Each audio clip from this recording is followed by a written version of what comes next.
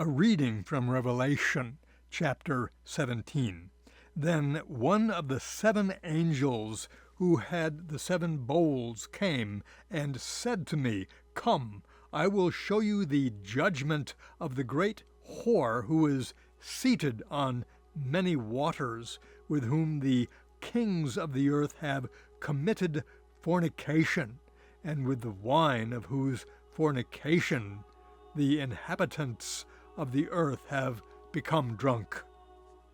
So he carried me away in the Spirit into a wilderness, and I saw a woman sitting on a scarlet beast that was full of blasphemous names, and it had 7 heads and 10 horns.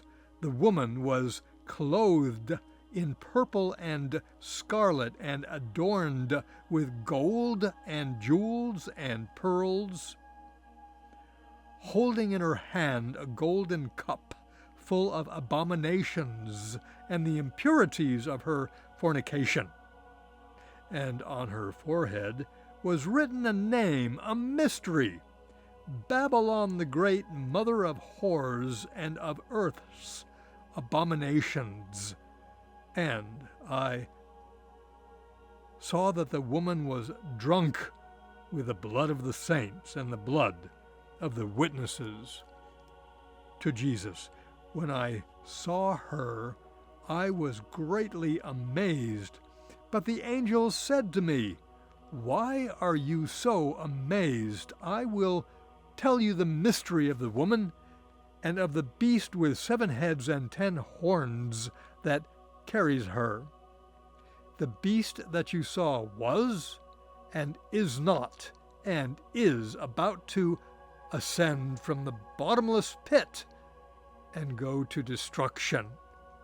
And the inhabitants of the earth, whose names have not been written in the book of life from the foundation of the world, will be amazed when they see the beast, because it was and is not and is to come." This calls for a mind that has wisdom. The 7 heads are 7 mountains on which the woman is seated also. They are 7 kings, of whom 5 have fallen, 1 is living, and the other has not yet come. And when he comes, he must remain only for a little while. As for the beast that was and is not, it is an 8th, but belongs to the 7, and it goes to destruction. And the 10 horns that you saw are 10 kings, who have not yet received a kingdom, but they are to receive authority as kings for 1 hour, together with the beast. These are united in yielding their power and authority to the beast. They will make war on the Lamb, and the Lamb will conquer them. For he is Lord of lords, the King of kings.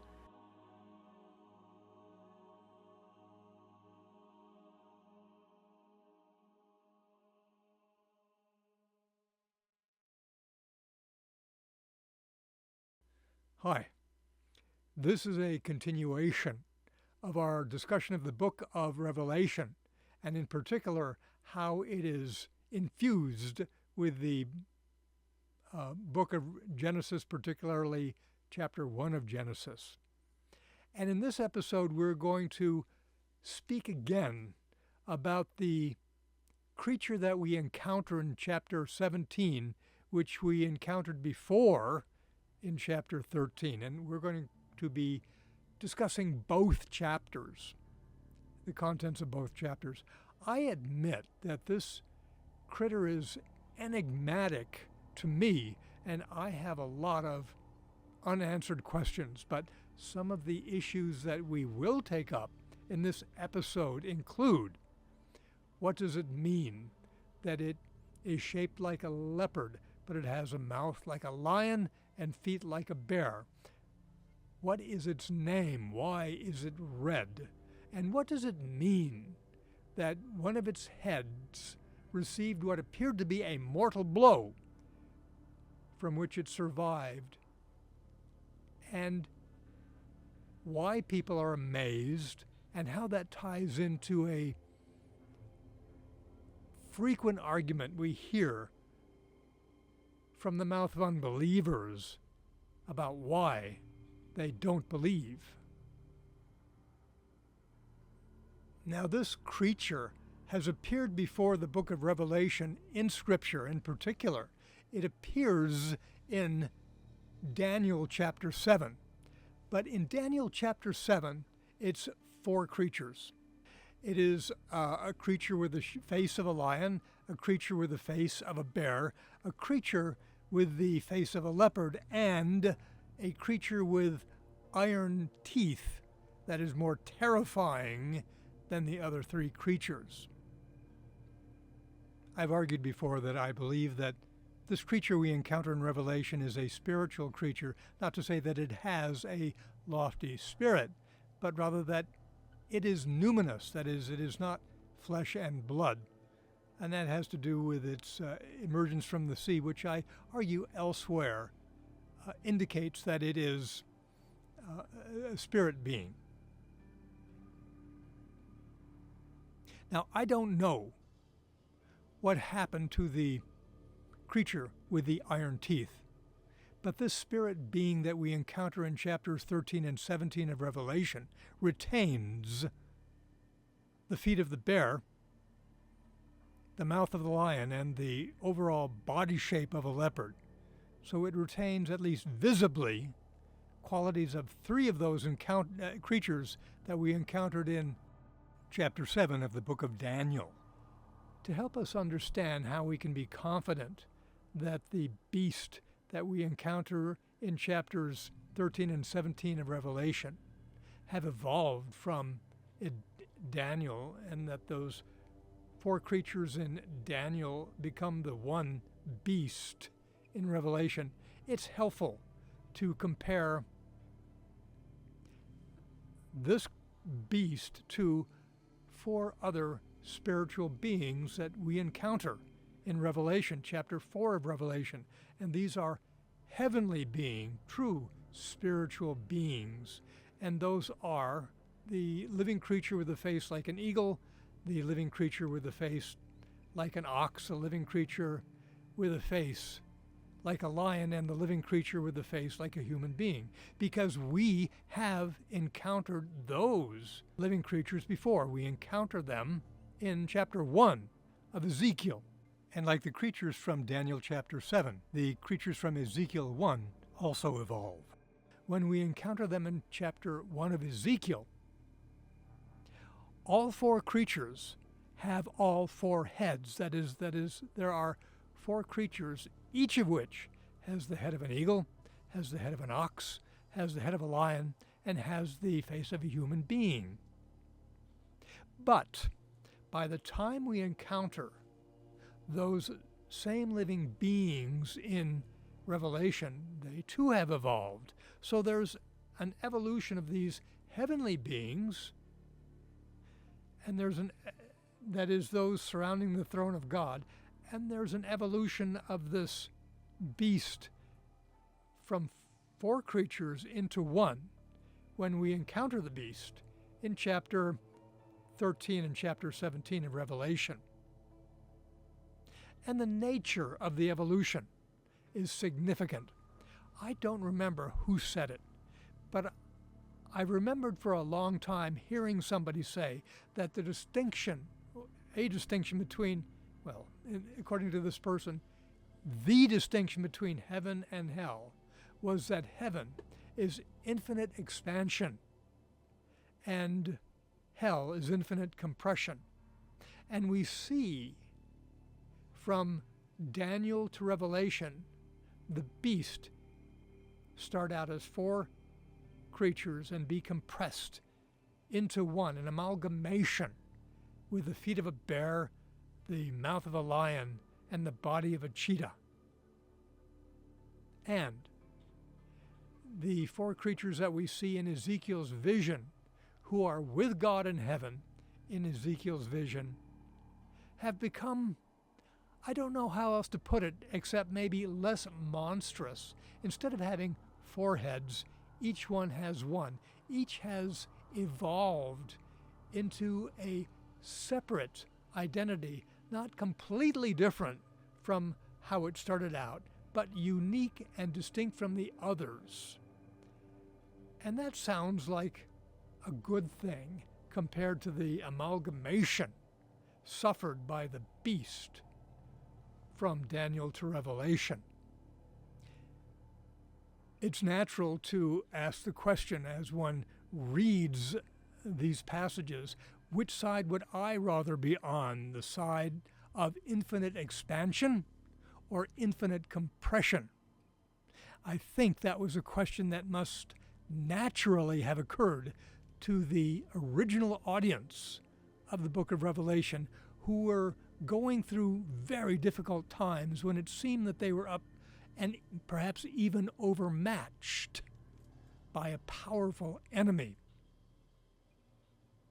The importance of siding with heaven is buttressed by something else that we encounter in chapter 13 of Revelation, and it's the very hue of the beast, which is red. Earlier in this video, we saw pictures of lava. We saw pictures of volcanic explosions, and lava and volcanoes seem very powerful. Certainly they are deadly. But we know from experience that that powerful lava, that heated lava, is doomed to cool and solidify into a stasis. Its power is temporary. And so that's one comparison. The power of a volcano, the power of lava, the color, the hue of red could implicate something that is very powerful seeming, but solidifies. The other implication, the other symbolic meaning of the hue red is implied by comparing the hue of the beast to the brilliance of the sun that we encounter with heavenly beings from the first chapter of Revelation throughout the chapters of Revelation, including the description of the cosmic heavenly woman clothed with the sun, with the moon under her feet. Contrast that with the color red. Doesn't seem so impressive, particularly when you think of where we often encounter the association of red with the sun. We often associate it with dusk. When the sun turns red, when red infuses the night, the evening sky, telling us that what was once gloriously brilliant is about to fall beneath the horizon, as it were to be extinguished.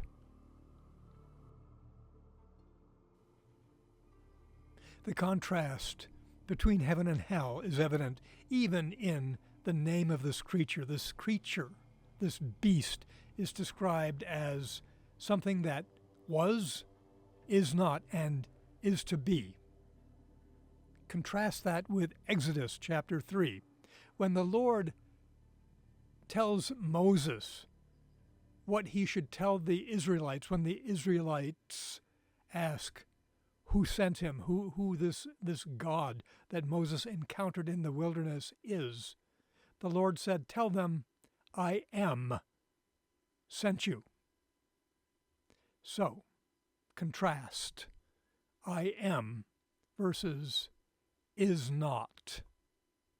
There can be no more vivid or complete contrast than that.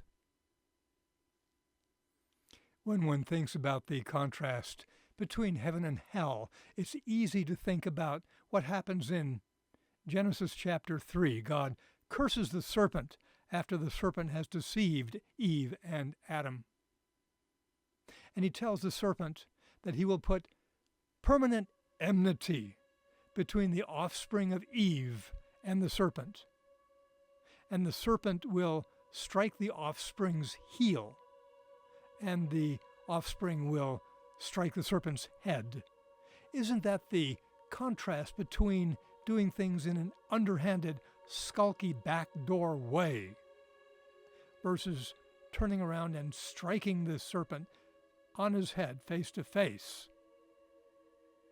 And isn't that what the devil did to Christ through Judas by getting Judas to go behind Christ's back and betray him to the authorities?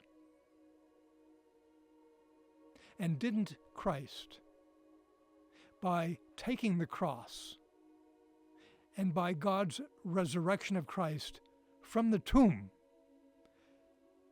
strike a blow to the devil's head, because he took away the devil's principal power, which is the fear of death, by showing that death is not forever, that God has the power to raise from the dead.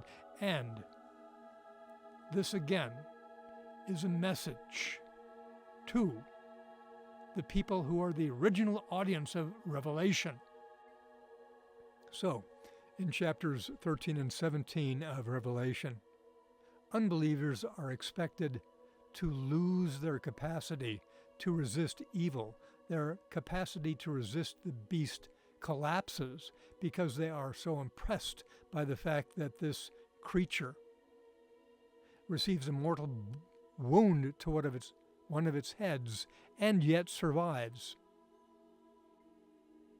By contrast, Revelation presumes that these believers who are facing hard times know the traditions of the Hebrew Bible in Genesis, know the new traditions of Christ, his voluntary submission to crucifixion, and God's resurrection of Christ from the tomb and his elevation of Christ to heaven. By dint of knowing those traditions, by dint of believing them, it is presumed in Revelation that believers will not be susceptible to this comparative hocus pocus of the beast. And see, I think this ties to an argument that we are always hearing in our time.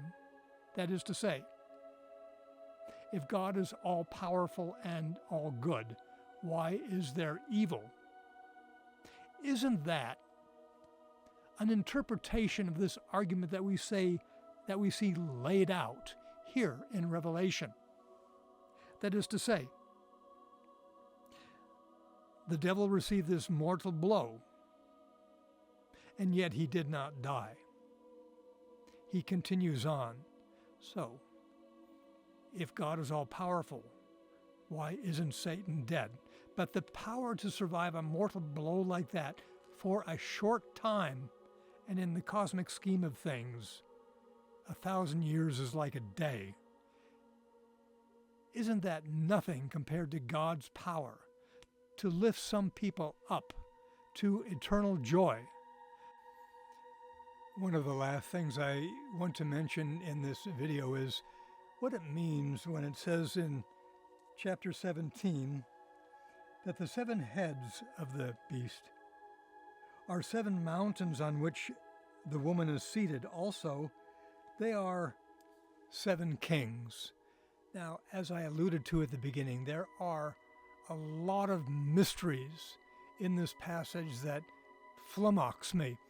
But I think that one thing I take away from this dual meaning of the 7 heads of the beast is that this is a territorial spirit.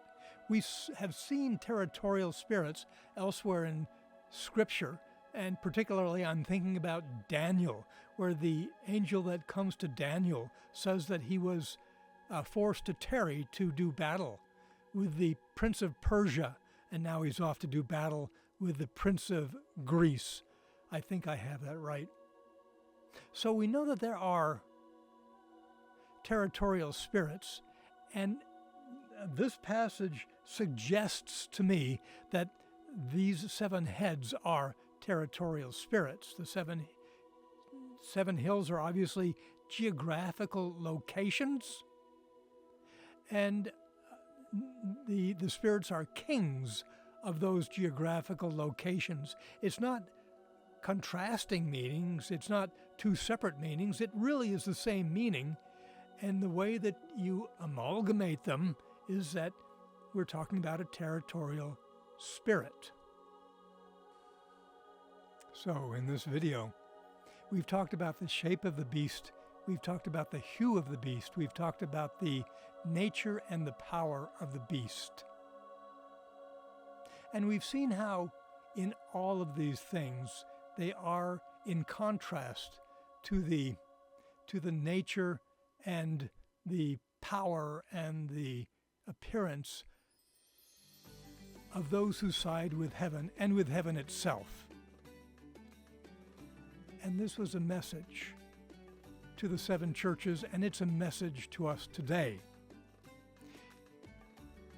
At the beginning of this video, I quoted parts of chapter 17 of Revelation, but I left off part. And I'm going to read verses 13 and 14 again, this time with the part that I left off. These, referring to the forces aligned with the beast, these are united in yielding their power and authority to the beast. They will make war on the Lamb, and the Lamb will conquer them, for he is Lord of lords and King of kings, and those with him are called and chosen and faithful. So, at that very last part that I left off, the reference to the called and chosen and faithful, the 7 churches are being addressed, and so are we. Sometimes, certainly to the 7 churches that are addressed in chapters 2 and 3, it seems that they are facing an overwhelming power, a power that is well nigh impossible to resist. Revelation, like the book of Job, lifts the curtain and lets us see what real power looks like, and encourages us to resist evil and persevere to the end for the reward that is promised. And it seems to be a complete answer to that old saw that we are always hearing. If God is all powerful and all good, why is there evil? And the answer that Revelation gives us is, oh, you haven't seen power yet.